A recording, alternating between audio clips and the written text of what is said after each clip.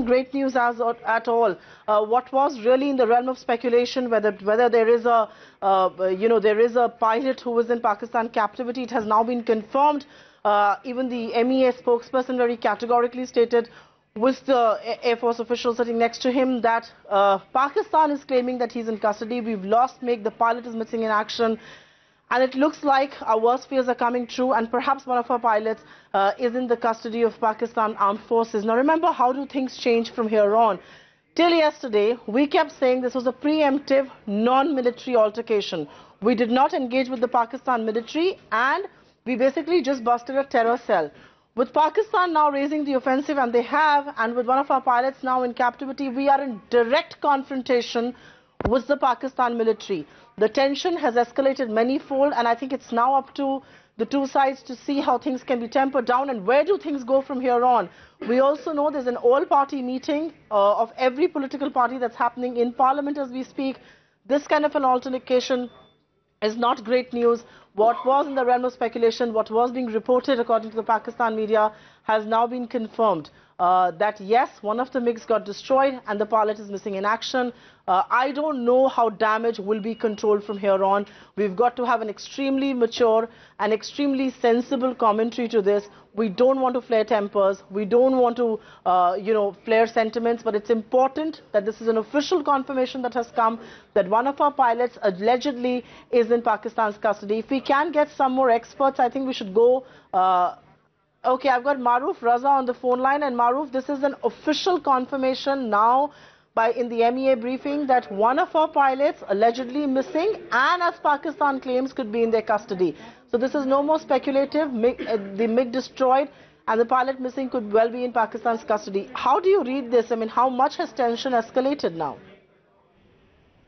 No, this was on expected lines. I mean, it'll probably escalate even further. The fact of the matter is that the pilot concerned, which we have now claimed has gone missing, is certainly not from the raid that was carried out early hours of the morning yesterday, because the report came in from air headquarters that everything came back in completely intact.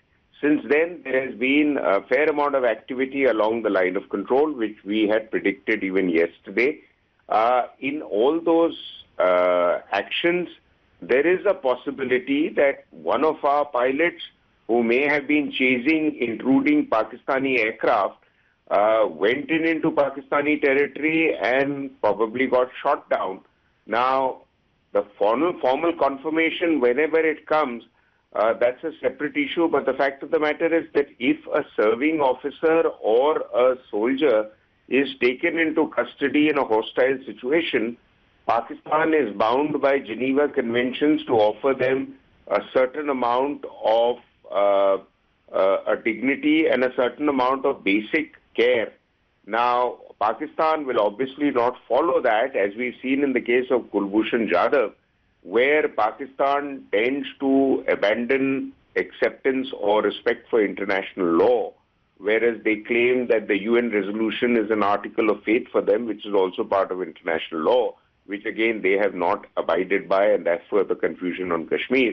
But we are expecting that if he's in Pakistani custody, he'll be there. Remember, during the Kargil conflict, when tensions had gone up, there was Flight Lieutenant Nachiketa, if I remember his name, was also taken as prisoner. And the conflict then was far more hostile than it is right now between India and Pakistan. After all, we've killed terrorists, and if Pakistan does really shed a tear or two for them, it shows where Pakistan's intention. Come in there. Maruf, give me a minute. I'll have to come in there. I've got on the phone line Air Chief Marshal retired Padamjit Singh Ahluwalia. I'll go to him and come back to you. And sir, what was being speculated, what was being feared has now been confirmed. The Indian MEA briefing, the Ministry of External Affairs briefing says that one MiG is missing in action. The pilot is missing in action as well. And allegedly Pakistan claims he is in their captivity. How do you believe the situation has changed from yesterday to today?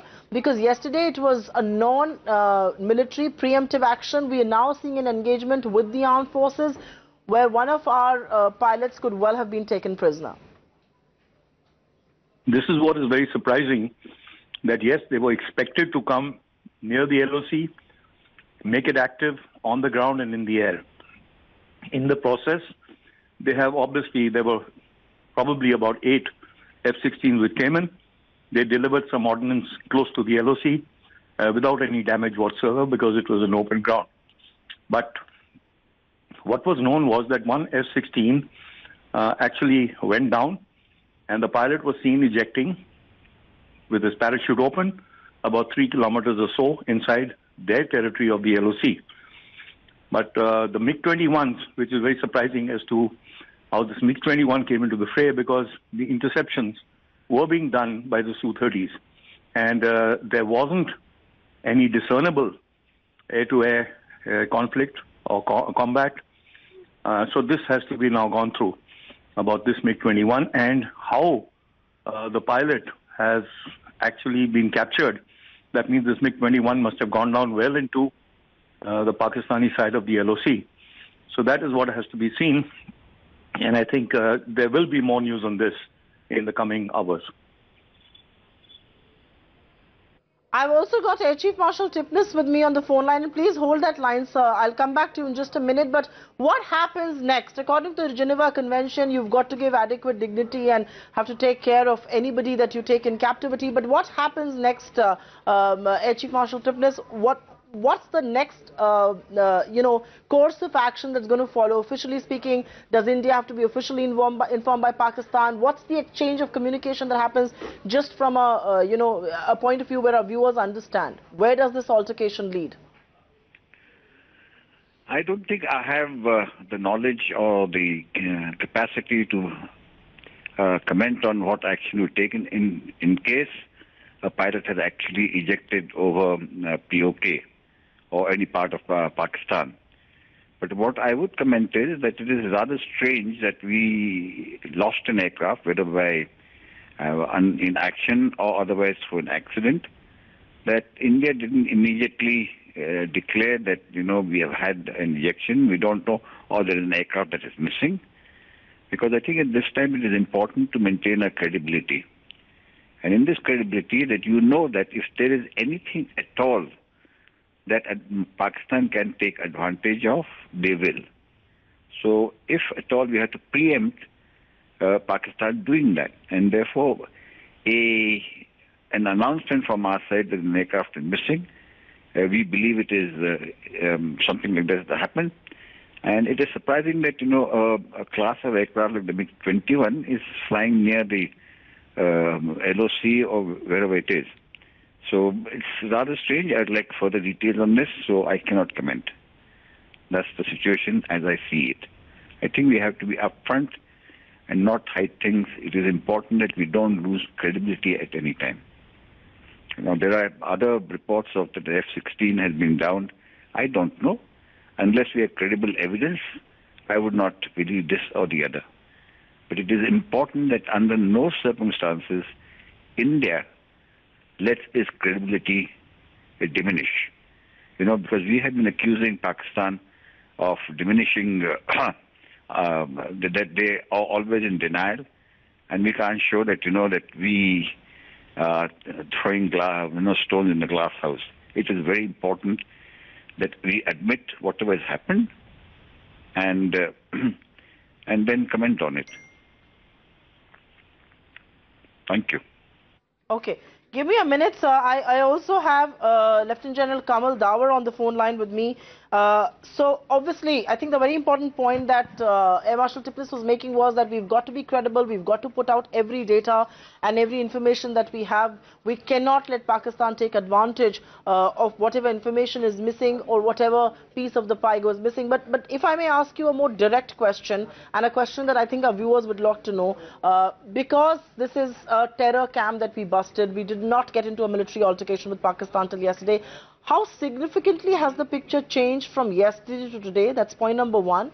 And point number two is, now that Pakistan has claimed that one of our pilots is in their captivity, and the MEA briefing alluded to this as well, that the pilot is missing in action and Pakistan claims he's under their captivity.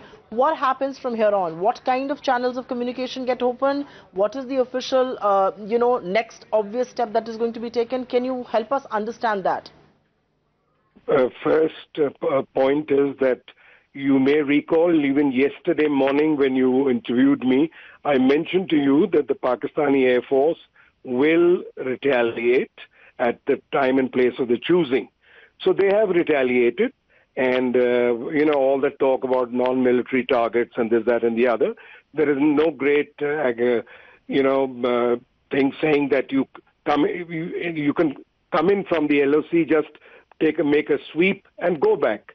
Having said that, as far as this boy is one of our wing commanders, there has been a video which has been going around the social media, but we disregarded it because till it has not been confirmed by our own air headquarters or our government.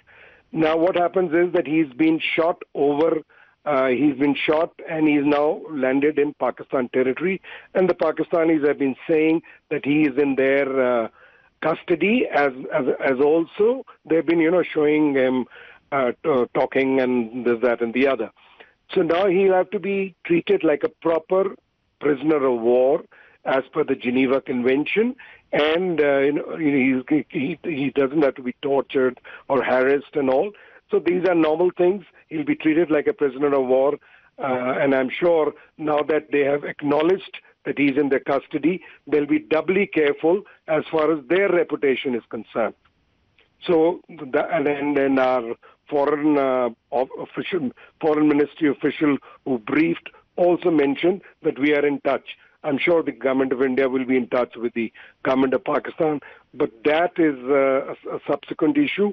What has been surprising is that the Pakistanis have come in today and also flex their muscles, also try to tell us that, look, we are not just sitting ducks for you to come and violate our line of control or the international border.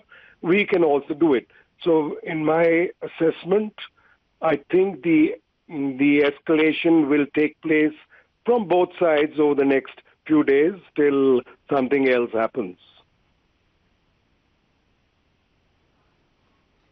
I don't know what is the something else that you're referring to, because I think that's a scary proposition that all of us are looking at. But I've also got Air Marshal P.K. Barbora joining us on the phone line. And given the fact that the Geneva Convention very clearly says if he is a prisoner of war, he's got to be treated with a certain amount of dignity, will Pakistan take care of it this time around? That's a big concern that one has.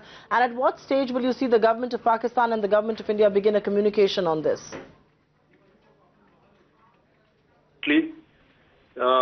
You can't trust a snake in the grass. They have never lived up to their words at any time since Kargil, for that matter, or even before the 71 Shimla agreement, etc., etc., etc. They never lived up to their word. They made all these agreements into toilet paper. So, in my opinion, since this has become public, social media is announcing it, and I think so is BBC doing it, in all of probability, they will treat a pilot as a POW, if that's the worst case scenario, or if there's an understanding with the government of India, since this is not war per se, repatriation may take place. It is all based on diplomatic channels on this issue. And let's hope that that happens. And some reports say that someone has been taken to hospital, etc., etc. No, look, today's media is showing us some video clippings and all of aircraft which has crashed in Jodhpur. The FIN number shows it is Jodhpur. Way back, it was an internal crash, nothing to do with a conflict or something, as an aircraft shot down. How ridiculous. So we've got to not only take their statements with a pinch of salt, but I must say that we must take it with a fistful of salt. You can't. Their propaganda machinery is quite effective. ISI, etc., are very good at that. And they will do the propaganda because their population has also got to be kept with. Who are the guests I have? Right. Air Marshal Barbara, just hold your thoughts there, and if my director can tell me who are the guests I have, because I need to take one round of final questions with all of them. Okay, I've got Air Chief Marshal Ahluwalia back with us. And sir, the point is we are certainly on an escalatory path. What we did yesterday with the terror camp, Pakistan has responded. We now have one of our pilots in their custody. The question is, will we see yet another round of escalation? Will we see yet another round of military and non-military action being taken? At what stage do you believe diplomats are going to be drawn in? At what stage do you believe a channel of communication needs to be opened up to kind of pull things back from the brink of what really looks like a long protracted altercation right now? What has happened between yesterday and today, basically yesterday when the strikes were done by the Indian Air Force, they were done on terrorist camps. They were preemptive strikes based on hard intelligence, credible intelligence to say that, they were going to strike, the JEM was going to strike us in the future also. So it was not for military installations in Pakistan, nor for any civilian installations. So having said that, there was no reason whatsoever, except I think it was a little bit of adventurism for Pakistan to launch so many F-16s very close to the LOC. Obviously, it's very difficult to make out whether some of them crossed the LOC or did not cross the LOC, but at the same time, they have activated the LOC, not only on the ground, but also in the air. And these kind of engagements can cause actually more problems in the sense that a wrong trigger being pressed at the wrong place, you can get into an escalatory ladder going up very fast and getting into conventional warfare mode. In this case, what has happened is that surprisingly, the MiG-21, if at all, this is what they say, as per the MEA briefing, has been lost and ejected. So obviously this has happened across the LOC into their territory, or territory, I would say, occupied by Pakistan. So therefore, that is noteworthy and perhaps could have been avoided. Similarly, the Pakistanis lost an F-16, and that was obviously in their controlled territory, and the pilot was seen ejecting, his parachute deployed, and obviously he's with them. So it has now become tricky, and the question is, who's going to bat an eyelid first? Is it going to be Pakistan, or is it going to be India? As far as India is concerned, I think they're taking it very maturely. They're taking it with a lot of patience, and they have categorically emphasized that they do not want to get into an escalatory situation where it can go out of hand, because that is in nobody's interest. More so as far as Pakistan is concerned, because they have a bigger problem if they get into that situation. So I think they're showing a little bit of bravado for their own audience and for the audience across the border. Okay, I hope that bravado will subside, because neither of the two sides can afford any protracted long military altercation. But on that note, we'll have to wrap up things here. We'll be back with more voices, more opinions, and of course more perspective on what's really happening. This is a story as it's unfolding. We are trying to get you extremely mature, extremely credible commentary, and not sensationalize things as they are. There is a reason why we are not bringing you source-based information on this. It's only better that we stick with the official channels of communication, and now it has been officially said by the Ministry of External Affairs that one of our MiG did crash and the pilot is missing in action, and allegedly Pakistan claims he is in their custody. So let's pray for his safety. Let's hope Pakistan is going to do some credence to the Geneva Convention, the rules that have been formed thereof. But for now, it's back to the Bombay studios to take